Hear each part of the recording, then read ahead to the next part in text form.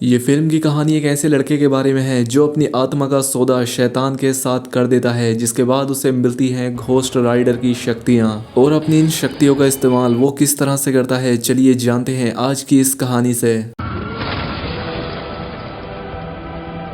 Film की शुरुआत एक आदमी को दिखाते हुए होती है जिसका नाम होता है कार्टर स्लेड, जो कि एक घोस्ट राइडर था। वो एक शैतान के लिए काम करता था जिसका नाम था मेफिस्टो। और घोस्ट राइडर का काम जहन्नुम से भागी हुई आत्माओं को पकड़कर उन्हें खत्म करना था। लेकिन स्लेड बाद में मेफिस्टो को धोखा दे देता है और सैन वेगेंजास कॉन्टेक्ट को लेकर यहाँ से हमेशा के लिए भाग जाता है। अब सैन वेगेंजा कॉन्टेक्ट किया था, इसके बारे में हम आगे जानेंगे। खैर अब सीन चेंज होता है और हम 17 साल के एक लड़के जॉनी ब्लेज को देखते हैं। वो अपने डैड के साथ तरह तरह के मोटरसाइकिल स्टंट किया करता था। इसके बाद ये दोनों बाप बेटे अपने गैराज में अपनी अपनी बाइक से ठीक कर रहे होते हैं। तभी यहाँ पर एक लड़की आती है जिसका नाम रोक्सन होता है। दरअसल ये जॉनी की गर्लफ्रेंड थी। फिर ये दोनों वहां से निकलकर एक पेड़ के नीचे बैठकर बातें करने लगते हैं। रोक्सन के पिता जॉनी को बिल्कुल पसंद नहीं किया करते थे, इसलिए रोक्सन के फादर अपनी बेटी को लेकर यहाँ से शहर जा रहे थे। रोक्सन ये बात जॉनी को बता देती है, इसलिए ये दोनों यहाँ से भागने का प्लान बनाते हैं। इसके बाद जॉनी जब अपने फादर के साथ घर होता है तो उसे कूड़े में अपने फादर की मेडिकल रिपोर्ट मिलती है, जिससे उसे पता लगता है कि इसके फादर को कैंसर है। वो ये रिपोर्ट देखकर काफी हैरान हो जाता है। इसके बाद जॉनी गैरेज में जाकर अपनी बाइक को ठीक करने लगता है और तभी यहाँ पर एक आदमी आता है जिसका नाम मेफिस्टो होता है।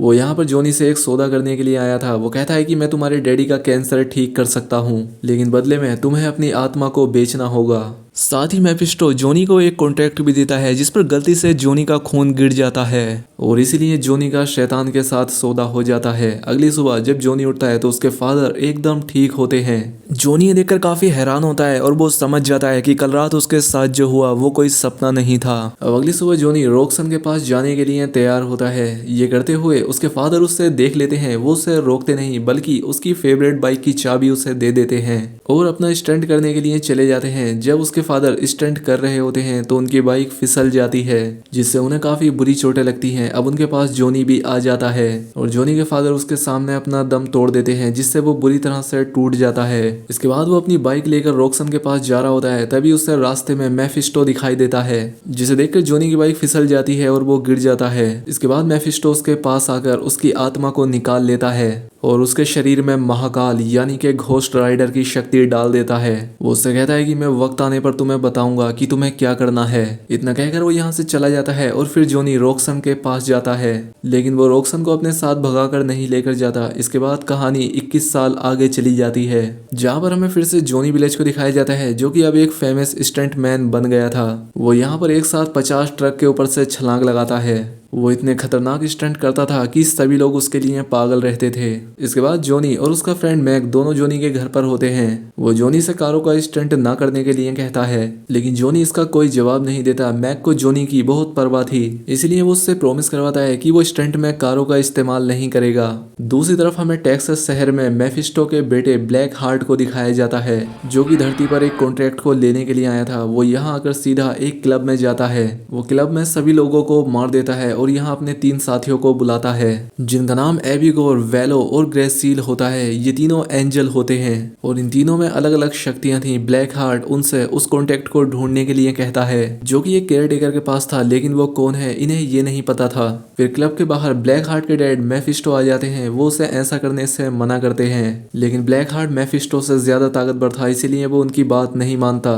मेफिस्टो कहता है कि मैंने किसी ऐसे को ढूंढ लिया है जो तुम्हें रोक सकता है और मुझे यकीन है वो तुम्हें जल्द ही ढूंढकर मार देगा। ये कहकर वो यहाँ से चला जाता है। इसके बाद हमें एक बार फिर से जॉनी ब्लेज को दिखाया जाता है, जो कि एक बार फिर से अपना मोटरसाइकिल स्टंट करने वाला था। उससे बातचीत के लिए बहुत सारे मीडिया वाले आए हुए थे जो जॉनी का इंटरव्यू लेना चाहते थे, लेकिन वो सभी को मना कर देता है क्योंकि वो किसी को भी इंटरव्यू नहीं देता था। तभी उसका इंटरव्यू लेने के लिए एक लेडी आती है, जो कि और कोई नहीं बल्कि उसकी पुरानी गर्लफ्रेंड रोक्सन थी, जो कि अब एक रिपोर्टर बन चुकी थी। वो उसे देखकर हैरान हो जाता है और वो उसे इंटरव्यू देने के लिए मान जाता है। जब रोक्सन उसका इंटरव्यू ले रही होती है तब जॉनी उससे एक पर्सनल सवाल पूछता है और साथ ही उससे कॉफी पर चलने के लिए भी पूछता है, लेकिन वो उससे कुछ भी नहीं कहती और यहाँ से चली जाती है। इसके बाद हमें मैक को दिखाया जाता है, जो कि जॉनी को बता रहा था कि जंप कैसे लगानी है। और तभी यहाँ पर 6 बड़े हेलीकॉप्टर आ जाते हैं, जिसे देखकर मैक हैरान हो जाता है क्योंकि इस बार जॉनी किसी कार या ट्रक के ऊपर से नहीं बल्कि हेलीकॉप्टर के ऊपर से स्टंट करने वाला था। वो ऐसा इसलिए करता है क्योंकि ये उसके डैड का सपना था। मैक उसे ऐसा करने से मना भी करता है, लेकिन वो नहीं सुनता और अपनी बाइक स्टार्ट करके उन 6 हेलीकॉप्टर के ऊपर से छलांग लगा देता है। ये देखकर पब्लिक और मैक काफी हैरान हो जाते हैं और स्टंट पूरा होने के बाद ये सब खुशी से चिल्लाने लगते हैं क्योंकि जॉनी ने स्टंट की हिस्ट्री का एक नया रिकॉर्ड सेट कर दिया था।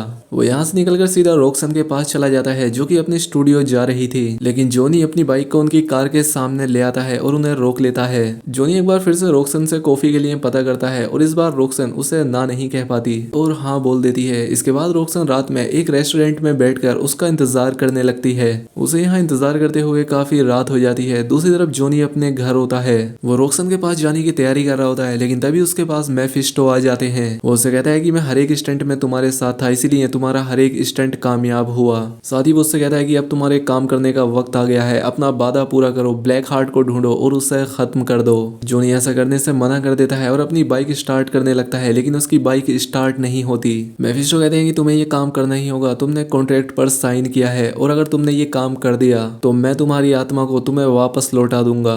ये कहकर वो अपनी छड़ी को जमीन पर मारता है और जॉनी की बाइक स्टार्ट होकर बहुत ही तेजी से दौड़ने लगती है। साथ ही उसकी बाइक से अब आग निकलने लगती है जिससे सभी बिल्डिंग्स और दुकानों के शीशे टूट जाते हैं। दूसरी तरफ ब्लैक हार्ट उस केयरटेकर को ढूंढने के लिए एक ट्रेन यार्ड में चला जाता है। ब्लैक हार्ट यहाँ पर मौजूद एक आदमी से कब्रिस्तान के बारे में पता करता है, जिस पर वो आदमी उसे उसके बारे में बता देता है, लेकिन फिर भी ब्लैक हार्ट उसे मार देता है और तभी इस जगह पर जॉनी आ जाता है। वो यहाँ आकर घोस्ट राइडर में बदल जाता है। फिर ब्लैक हार्ट के आदमी घोस्ट राइडर पर हमला कर देते हैं और उसे मरा हुआ समझकर यहाँ से जाने लगते हैं, लेकिन वो मरा नहीं था। वो उठता है और अपनी शक्तियों से ग्रेसील को राख बना देता है। साथ ही वो रास्ते में एक चोर की रूह को भी निगल जाता है क्योंकि उसने बहुत सारे मर्डर किए थे। फिर वो उसे मारकर एक कब्रिस्तान में चला जाता है जहां वो घोस्ट राइडर से वापस अपने असली रूप में आ जाता है।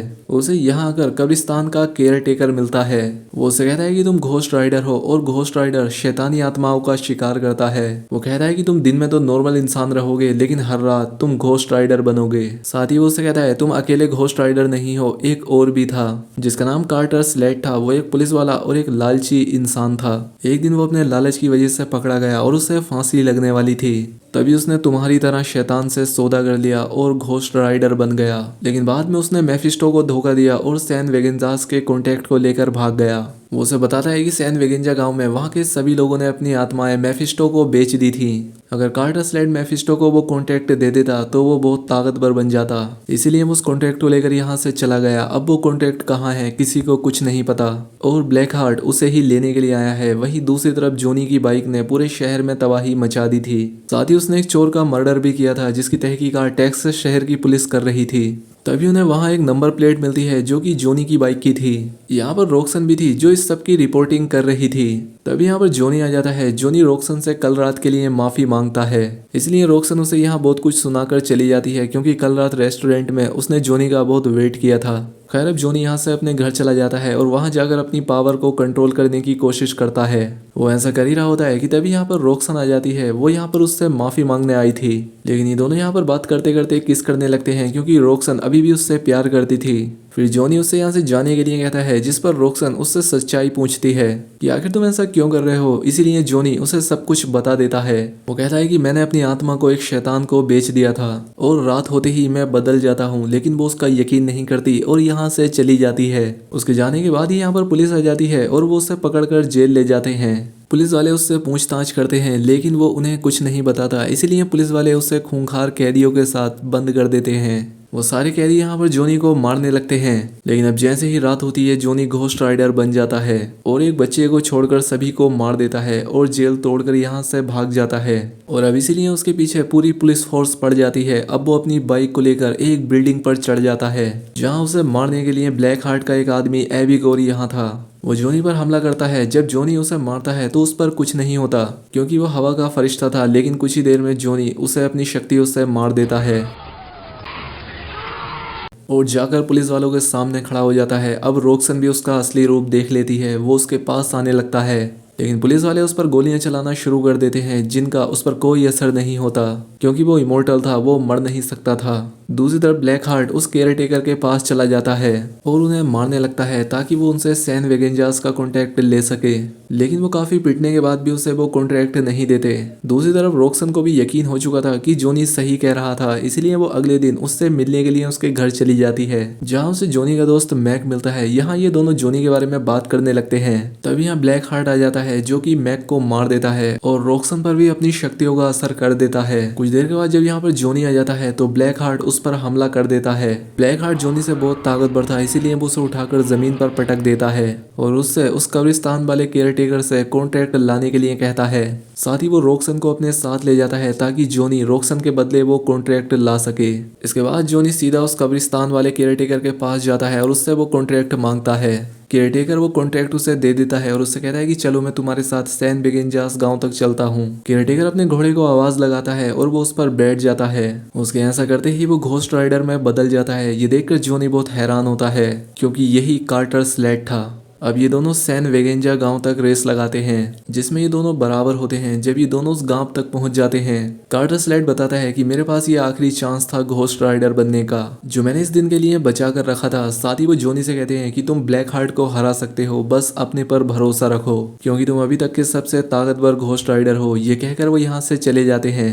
अब जॉनी उस गांव में जाने लगता है और ब्लैक हार्ट वेलो को उसे मारने के लिए भेजता है। वेलो उसे पानी में डुबाकर मारने की कोशिश करता है क्योंकि वो पानी का फरिश्ता था, लेकिन जॉनी अपने घोस्ट राइडर के रूप में आ जाता है और वेलो को जलाकर राख कर देता है। इसके बाद वो ब्लैक हार्ट के पास चला जाता है जहाँ इन दोनों की फाइट शुरू हो जाती है, जिसमें ब्लैक हार्ट ही जीतता है। उसके पास वो कॉन्ट्रैक्ट भी आ जाता है जिसे पढ़कर ब्लैक हार्ट के अंदर इस पूरे गांव के लोगों की आत्माएं आ जाती हैं। अब वो और भी ज्यादा शक्तिशाली हो जाता है। अब ब्लैक हार्ट उसे मार मार कर एक चर्च में फेंक देता है।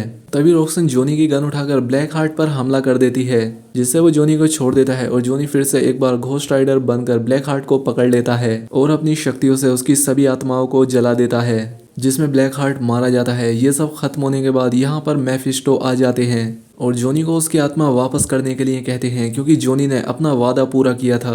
साथ ही वो उससे घोस्ट राइडर की भी सभी शक्तियों को वापस मांगते हैं ताकि वो किसी और को घोस्ट राइडर बना सके, लेकिन जॉनी इसके लिए तैयार नहीं होता क्योंकि वो नहीं चाहता था कि अब कोई इंसान अपनी आत्मा को बेचे। इसीलिए वो उसे अपनी घोस्ट राइडर की शक्तियां देने से मना कर देता है और मेफिस्टो गुस्से में यहाँ से चला जाता है। इसके बाद जॉनी और रॉक्सन एक बार फिर से अपनी पुरानी जगह पर जाते हैं जहाँ से इनके प्यार की शुरुआत हुई थी। अब यहाँ पर जॉनी रॉक्सन से बात करके अपने अगले काम के लिए निकल जाता है और इसी के साथ ये फिल्म यहाँ पर खत्म हो जाती है। दोस्तों वीडियो अच्छी लगी हो तो वीडियो को लाइक और कॉमेंट करके जरूर बताएं। मिलते हैं हमारी अगली वीडियो में।